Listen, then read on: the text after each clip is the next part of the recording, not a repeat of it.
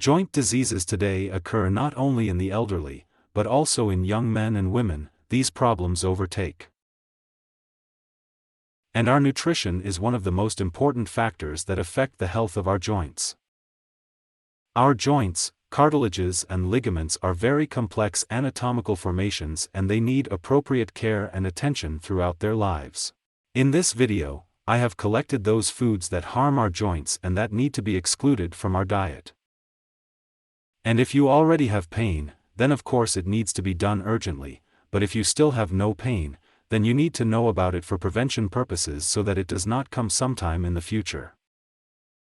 So watch this video to the end, it will be very interesting and useful. The number one item is phosphates and any products that are rich in them.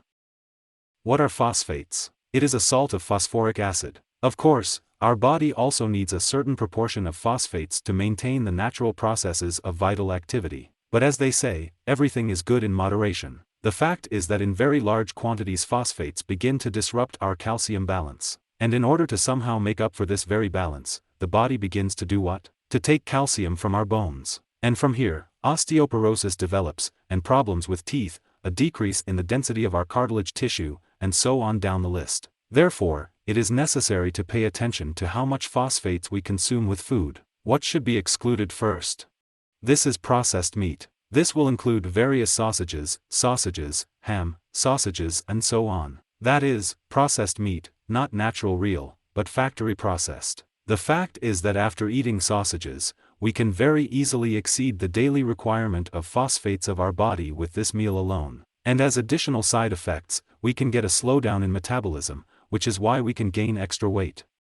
We can also get apathy and disruption of our cardiovascular system. Generally speaking, I have talked about the dangers of processed meat many times on this channel, and the fact that in general you need to give up sausages and sausages and sausages in favor of real normal meat. Moreover, phosphates are found not only in processed meat, but also in other products. In which cases, for example, these are crab sticks. If you think that crab sticks are made from crab meat, then I have to upset you. There are also a lot of phosphates in processed cheese. By the way, processed cheese, unlike normal real high-quality cheese, is also an unhealthy alternative. Various sauces, chips, food in cans, carbonated drinks, as well as many fast food products, that is, semi-finished products, will also go here. In general, of course, these products should be excluded from our diet not only for reasons of preserving the health of our joints, cartilage and ligaments, because they affect the cardiovascular system, and the permanent processes of microinflammation, and so on and so forth. Therefore, even if the knees do not hurt, it is still better to exclude them. And if they really hurt, then even more so. The next item is various marinades and smoked meats. Of course, if we are talking about a healthy diet, then in any healthy diet it can be said that it is taboo. And we all know that smoked fish, pickled mushrooms, if we actively eat them, can very quickly turn into abdominal pain. But problems with gastrointestinal disorders do not end, because our joints suffer no less. And there are more than one reason. Firstly, there are the same phosphates, and secondly, these products contain excessive amounts of salt. There is still a discussion about whether salt is harmful or useful, but there is actually an answer. Salt is of course useful and necessary within reasonable limits. This is from 2 to 5 grams of salt per day. Less than 2 grams is bad, and more than 5 is also bad. Here is the golden mean, from 2 to 5. But whenever we consume various smoked meats and marinades, with just one meal we can double our daily salt requirements. And what does this lead to? Our joints will lose flexibility, puffiness will develop, and over time they will become less and less mobile. Also, if, as a result of such a diet, our weight increases, then of course this leads to an even greater load on the musculoskeletal system. Let's move on. The next item is tea and coffee. But here it is necessary again to make a reservation. Within reasonable limits, tea and coffee will be more useful than harmful. But what is a reasonable limit? This is where the nuances and individual characteristics of the body begin. So, tea and coffee contain a lot of purines. These are the chemicals that play a very important role in the formation of our DNA molecules.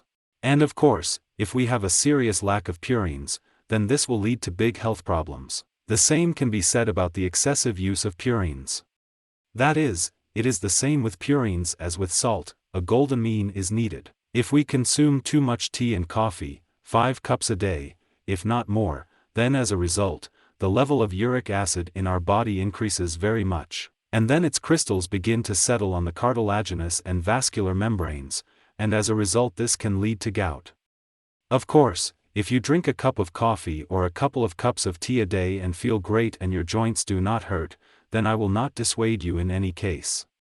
But if you have problems with joints, and you really drink a lot of tea or coffee during the day, then there is a reason to think about reducing their use. It should also be said that in addition to coffee and tea, purines are found in other products. These are fish, especially fatty varieties. These are legumes. Although of course this is not a reason to completely abandon legumes and fatty fish, because in general these are healthy foods. Again, if you have indications for this. There are also a lot of purids in soda, offal, mushrooms, spicy and smoked, as well as in chocolate.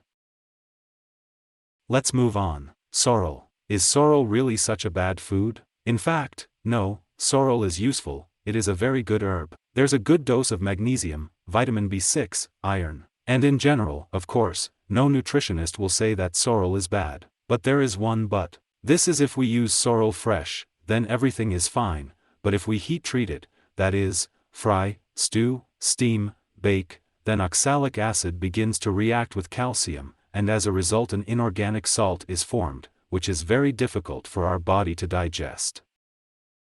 And it can begin to settle, for example, in the form of kidney stones. And then there may be inflammation, including in our joints. Therefore, it is certainly not worth stopping eating sorrel, but if you eat it in a heat-treated form, then here it is worth thinking about. It's better to eat fresh sorrel than cooked. Especially if you already have joint problems. The next item is sweets and especially pastries. Only lazy people didn't talk about the harm of sugar, and on my channel I also said many times that sugar is the main pro-inflammatory factor of our nutrition. Sugar provokes permanent microinflammation, including in our joints. Sugar also disrupts the synthesis of collagen and contributes to its destruction. And collagen is the main building material of our connective tissue. That is, our skin, as well as cartilage and tendons. So of course sugar is the enemy of our joints. But why did I also highlight baking in this paragraph? And the thing is that baking is sugar plus yeast. So, if we use sugar together with droschemy, then we get a solid dose of all the same purines, which in turn provoke gout. Therefore, in general, of course, nutritionists recommend giving up these confectionery products, various sweet buns and so on. But if there are problems with joints, then it means that it is worth thinking about it even more seriously. And if you liked this video, then like and subscribe to my channel. See you later.